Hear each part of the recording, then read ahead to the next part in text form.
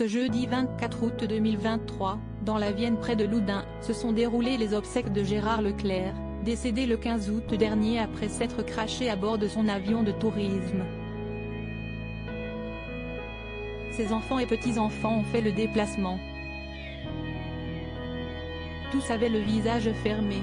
Un moment difficile.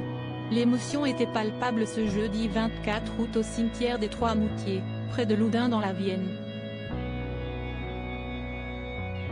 Si est là que se tenaient les obsèques du journaliste Gérard Leclerc, décédé le 15 août dernier à l'âge de 71 ans dans le crash d'un avion de tourisme qu'il pilotait et qui avait pour destination La Baule.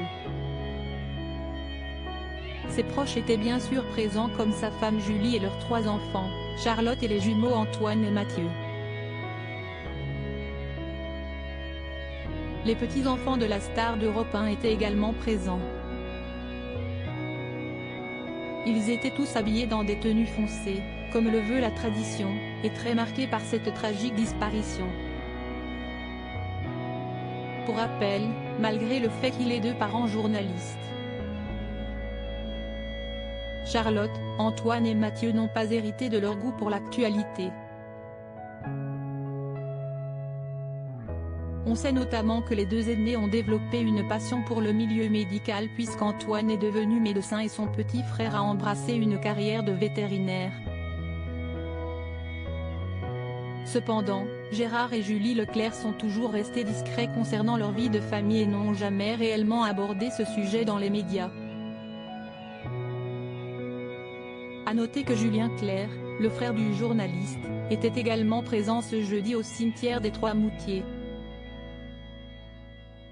Il était accompagné de sa femme, l'auteure Hélène Grémillon, et de leur fils de 15 ans Léonard. Était également présent l'ex-femme de Julien Clerc Virginie Coupéry-Eiffel et leur fille Vannie, ainsi qu'Alain Chamfort, Marc-Olivier Fogiel ou encore Nicolas Canteloup.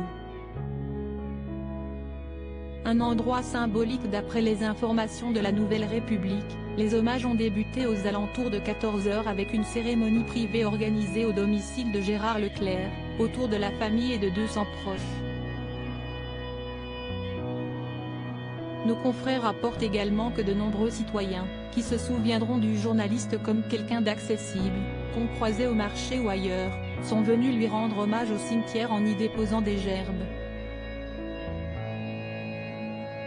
Ce qui a également été fait par l'équipe d'Europe 1, par le président du Sénat Gérard Larcher, ou encore par la ministre de la Culture Rima Abdul Malak.